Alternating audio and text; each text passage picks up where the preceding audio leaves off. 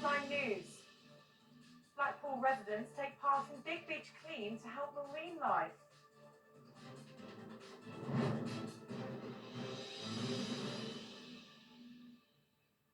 Hello, you're watching Headline News. I'm Georgia Brown and a very warm welcome to the programme. Sea Life Blackpool have seen their biggest ever beach clean today, with over 170 people signing up to help. Each year, an estimated 26 million tonnes of plastic pollution ends up in the ocean, where it can choke, entangle and poison marine life. To combat this on Blackpool's 2.7-mile coastline, Sea Life have arranged for 30 beach cleanups a year, and today is marked as their biggest turnout yet. Well, that TV reporter, Sasha Jackson, attended the event and heard how the devastating impacts of waste on creatures like turtles and seagulls has prompted many to help where they can.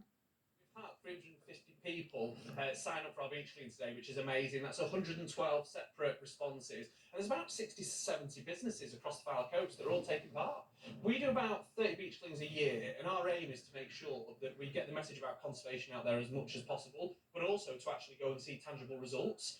The litter that is generated by the coastline and from the sea all ends up on the beach here and is a massive impact for the wildlife, the sea creatures out there, and I think we've got a duty to make sure that we take it away. Yeah, we've all seen the images on the news and in the press about the impact of plastic pollution. However, you get to see it actually on the coastline when you go for a walk. On a daily basis, you can go and see all the microplastics in the coastline where the seaweed is.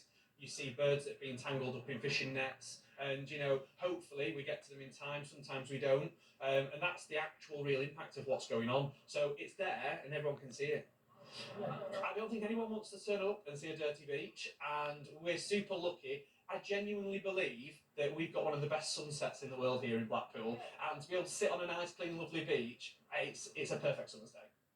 In other news now, a former teacher from Lytham St Anne's near Blackpool has been jailed for abusing 6 schoolboys. Stephen Tate committed the offences more than a decade ago whilst teaching at a primary school in Shetland. The 41-year-old since went on to work in the food industry, but lost his job as a result of the court proceedings. He will spend 2.5 years behind bars. And the Shadow Minister for Higher Education has visited the University of Central Lancashire. MP Matt Weston is travelling to universities across the country, urging young people to consider going as a pathway for future careers. Speaking on the Preston-based university, he said he was impressed at how determined UCLan is to deliver the best in higher education. And Chorley Football Club have chosen a 10-year-old boy with a bionic arm to be their football mascot. Vinnie Bromwillow from Coppell Parish Church of England Primary School is one of the youngest beneficiaries of the advanced prosthetic technology in the world. Speaking on her son's achievements, his mum Nikki said, after a traumatic start to life, he's the most amazing character you will ever meet. And Preston North End Football Club fell to a 3-0 defeat against Leicester City last night in the Championship. After failing to take any points from the home match against top of the table Leicester City, the Livyrites remain 10th in the table with just 1 match in the season remaining.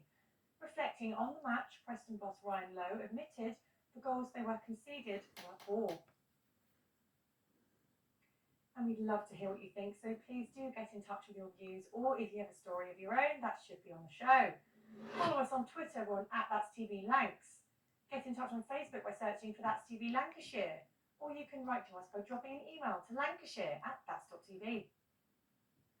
Blackpool's new elephant sculptures are attracting a stampede of visitors, whilst also supporting a local children's hospice. The 38 large Elmer sculptures have been created by local artists, forming the seaside town's first ever public art trail. Brian House Hospice commissioned the elephants to symbolise that everyone's differences should be celebrated, like the children they support. Well, Rebecca Ferguson from the charity told That's TV they have seen visitors travelling the length of the country to see the sculptures. This is huge for Blackpool. It's really bringing people into the town who might not otherwise have come in, whether they live locally or whether they're visiting from other towns and cities across the country. We're now into our 3rd week of the trail, which lasts about 8 weeks in total. And the length of distance people are travelling just to see our sculptures and to be part of this incredible event is just amazing. From speaking to people who've been doing the trail, there are people who are visiting from across the country to see our sculptures and be part of it. Already our app has been downloaded, our dedicated trail app has been downloaded 8,500 times. So we know there are a lot of people, much more than we expected just 3 weeks in, taking part in the trail, whether they are local or from much further afield. And the response that we've had is absolutely amazing. We're overwhelmed, but very, very delighted. At the end of the trail, all of our large sculptures, which have been designed and painted by local and national artists, will be sold at auction.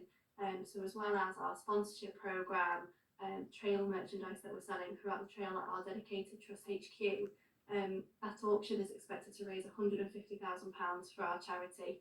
So as well as much needed income, which we need for O'Brien House and the Children's Hospice, it's also about raising awareness about the Children's Hospice and the support that we provide to local families. And that's your headline news. Coming up next on Matt's TV, it's the local weather. But from me and the rest of the news team, it's goodbye for now.